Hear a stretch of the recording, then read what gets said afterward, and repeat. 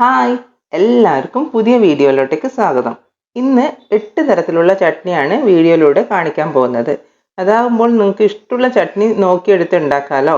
ഓരോരോ വീഡിയോ ആയി നോക്കി പോകേണ്ട കാര്യമില്ലല്ലോ. ഒരു ചട്നി സ്റ്റാർട്ട് ചെയ്യുന്ന ടൈം തന്നെ ഞാൻ ഡിസ്ക്രിപ്ഷൻ ബോക്സിൽ അതിൻ്റെ ടൈം കൊടുത്തേക്കാം. അതാകുമ്പോൾ നിങ്ങൾക്ക് ഏത് ചട്നിയാണോ ഉണ്ടാക്കേണ്ടതെന്ന് വെച്ചാൽ അതിൻ്റെ ടൈം നോക്കിയിട്ട് നിങ്ങൾക്ക് അതനുസരിച്ചിട്ട് വീഡിയോ കാണാമല്ലോ. ആദ്യം ഉണ്ടാക്കുന്നത് തക്കാളി ചട്നിയാണ്. ഇത് കുറേ വർഷമായിട്ട് എൻ്റെ വീട്ടിലെ സ്ഥിരം ഒരു ഐറ്റമാണ്, വൺ ഓഫ് മൈ ഫേവറേറ്റ്. അതിനായിട്ട് നമുക്ക് വെളിച്ചെണ്ണ ഒഴിച്ചിട്ട് 2 വലിയ തക്കാളി, ഒരു സവാള, 3 പച്ചമുളക്, കുറച്ച് വെളുത്തുള്ളി ചതച്ചത്, ആവശ്യത്തിന് ഉപ്പ് എന്നിവ ചേർത്ത് കൊടുത്ത് നന്നായി വഴറ്റിയെടുക്കാം. ഇവ ചേർത്ത് കൊടുത്ത് നന്നായിട്ട് വഴറ്റിയെടുക്കുക. സവാള വെന്ത് വന്നാൽ ഇതിലേക്ക് 1 ടേബിൾ സ്പൂൺ മുളക് പൊടിയും 1/4 ടീസ്പൂൺ കായത്തിൻ്റെ പൊടിയും ചേർത്ത് പച്ചമണം മാറുന്നത് വരെ വഴറ്റി തണുത്തതിന് ശേഷം മിക്സിൻ്റെ ജാറിൽ അടിച്ചെടുക്കാം. ഇനി അടുത്തതായിട്ട് ഞാൻ ചെയ്യാൻ പോകുന്നത് നമ്മുടെ ഈ 8 ചട്നിക്കും വേണ്ടിയിട്ടുള്ള താളിപ്പ് തയ്യാറാക്കുകയാണ് ചെയ്യുന്നത്. അതിന് വേണ്ടിയിട്ട് ഒരു കടായി അടുപ്പത്ത് വെച്ചിട്ട് അതിലോട്ടേക്ക് കുറച്ച് വെളിച്ചെണ്ണ ചേർത്ത് കൊടുക്കുന്നുണ്ട്.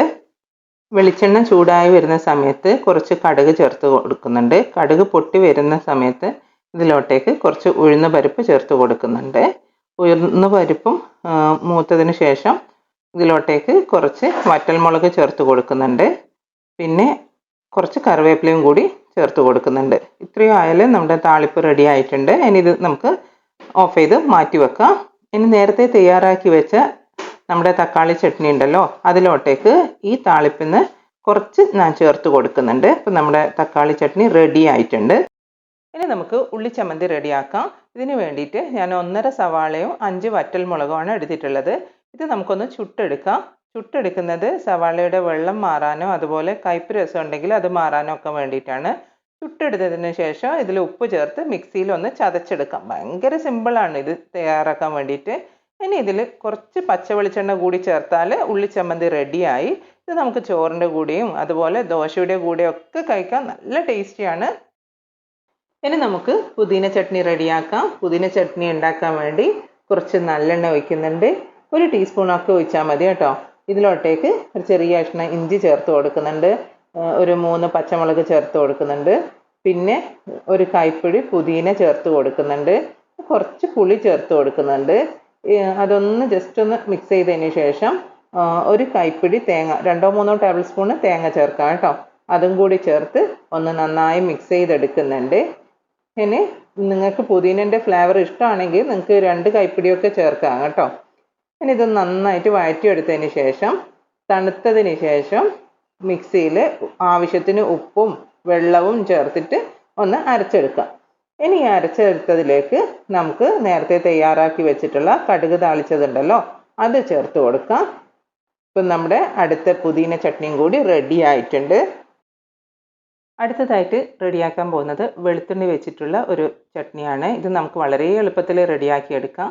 ഇതിന് വേണ്ടിയിട്ട് കുറച്ച് വെളിച്ചെണ്ണ ഒഴിച്ച് കൊടുക്കുന്നുണ്ട്. വെളിച്ചെണ്ണ ഒന്ന് ചൂടായി വരുന്ന സമയത്ത് 2 ടേബിൾ സ്പൂൺ മുളക് പൊടി ചേർത്ത് കൊടുക്കുന്നുണ്ട്. പിന്നെ കുറച്ച് വെളുത്തുള്ളി ചെറുതായിട്ട് അരിഞ്ഞതും കുറച്ച് ഉപ്പും കൂടി ചേർത്ത് മിക്സ് ചെയ്തെടുക്കുന്നുണ്ട്. വെളിച്ചെണ്ണ കുറഞ്ഞു പോയതുകൊണ്ട് ഞാൻ കുറച്ചുകൂടി വെളിച്ചെണ്ണ ചേർത്ത് കൊടുത്തിട്ടുണ്ട്. ഇപ്പം നമ്മുടെ ചട്നി റെഡി ആയിട്ടുണ്ട്. ഇത് നമുക്ക് ഗോതമ്പ് ദോശ, മൈദ ദോശ, പിന്നെ നെയ് റോസ്റ്റ് ഇതിൻ്റെ ഒക്കെ കൂടെ കഴിക്കാം. നല്ല ടേസ്റ്റാണ് ഇത് കഴിക്കാൻ വേണ്ടിയിട്ട്. ഇത്രയും സിമ്പിളാണ്. നിങ്ങളെല്ലാവരും റെഡിയാക്കി നോക്കുക.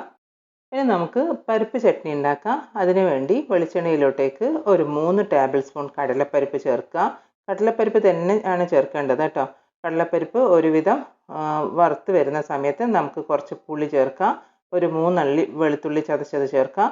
ഒരു സവാളയുടെ 1/4 ഭാഗം, പിന്നെ 2 വറ്റൽമുളകും കൂടി ചേർത്ത് നന്നായി ചോക്കിനെ വറുത്തെടുക്കാം. ഇനി ഇത് നമുക്ക് തണുത്ത് കഴിയുമ്പോൾ ആവശ്യത്തിന് ഉപ്പും വെള്ളവും ചേർത്ത് അരച്ചെടുക്കാം. ഈ ഒരു ചമ്മന്തി നമുക്ക് ചോറിൻ്റെ കൂടെ വേണമെങ്കിൽ കഴിക്കാം. നല്ല ടേസ്റ്റാണിത്. ഇനി ഇതിലോട്ടേക്ക് കടുക് താളിച്ചത് ചേർക്കാം. കണ്ടോ എത്ര സിമ്പിളാണ് ഇത് റെഡിയാക്കി എടുക്കാനെന്ന്. ഇനി നമുക്ക് വെളുത്തുള്ളിയുടെ മറ്റൊരു ചട്നി ഉണ്ടാക്കാം. ഇതിന് വേണ്ടിയിട്ട് വെളിച്ചെണ്ണയിലോട്ടേക്ക് കുറച്ച് ഉഴുന്ന് പരിപ്പ് ചേർക്കാം. പിന്നെ ഒരു 4-5 വറ്റൽമുളക് ചേർക്കാം. പിന്നെ 1 ടേബിൾ സ്പൂൺ വെളുത്തുള്ളി ചതച്ചത് ചേർക്കാം. കുറച്ച് സവാള ചേർക്കാം. സവാളയുടെ 1/4 ഭാഗമാണ് ഞാൻ ചേർക്കുന്നത്. നിങ്ങൾക്ക് വേണമെങ്കിൽ ചെറിയ ഉള്ളിയും ചേർക്കാം കേട്ടോ. ഇനി കുറച്ച് പുളി ചേർക്കാം. കുറച്ച് കറിവേപ്പിലയും കൂടി ചേർക്കാം. നന്നായിട്ട് വഴറ്റിയതിന് ശേഷം തണുത്തതിന് ശേഷം ഉപ്പ് ചേർത്ത് മിക്സിയിൽ അടിച്ചെടുക്കാം. ഇതിങ്ങനെ തന്നെ കഴിക്കാം. ഞാനിവിടെ കുറച്ച് കടുക് താളിച്ചത് കൂടി ചേർത്ത് കൊടുക്കുന്നുണ്ട്. ഇപ്പം നമ്മുടെ വെളുത്തുള്ളിൻ്റെ ചട്നിയും കൂടി റെഡി ആയിട്ടുണ്ട്. ഇനി അടുത്തത് നമുക്ക് എള്ളിൻ്റെ ചമ്മന്തി ഉണ്ടാക്കാം. ഇതിന് വേണ്ടിയിട്ട് 1/4 കപ്പ് എള്ള് നന്നായി വറുത്തെടുക്കാം. എള്ള് പൊട്ടിത്തുടങ്ങുന്ന സമയത്ത് നമുക്ക് 2 ടേബിൾ സ്പൂണോളം തേങ്ങ ചേർക്കാം. പച്ചമുളക് 3 എണ്ണം ചേർക്കാം. പുളി ചേർക്കാം. കുറച്ച് കറിവേപ്പില കൂടി ഞാൻ ചേർക്കുന്നുണ്ട്. അതൊരു മിനിറ്റ് വറുത്തെടുക്കാം. അതിനുശേഷം ഉപ്പും കൂടി ചേർത്ത് തണുത്ത് കഴിയുമ്പോൾ ആവശ്യത്തിന് വെള്ളവും ചേർത്തിട്ട് അരച്ചെടുക്കാം. അപ്പോൾ എള്ള് ചട്നിയും റെഡി ആയിട്ടുണ്ട്. ഇനി നമുക്ക് ഇതിലോട്ടേക്ക് കടുക് താളിച്ചിട്ട് ഇട്ടിട്ടുണ്ട്. ഇനി അടുത്തത് മല്ലി ചട്നിയാണ്. മല്ലിയിലല്ല, മുഴുവൻ മല്ലി ഉണ്ടല്ലോ, അതിൻ്റെ ചട്നിയാണ് കേട്ടോ.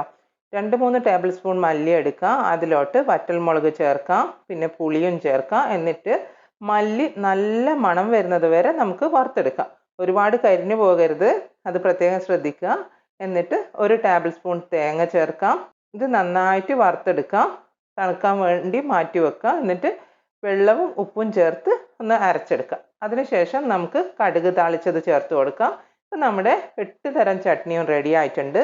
നിങ്ങൾ ഇതൊക്കെ ഒന്ന് ട്രൈ ചെയ്ത് നോക്കി ഇഷ്ടമാവുകയാണെങ്കിൽ ഫീഡ്ബാക്ക് പറയാം. പിന്നെ എൻ്റെ ചാനൽ ഇഷ്ടമായിട്ടുണ്ടെങ്കിൽ നിങ്ങൾ സബ്സ്ക്രൈബ് ചെയ്യാൻ മറക്കല്ലേ. അപ്പോൾ താങ്ക്സ് ഫോർ വാച്ചിങ്.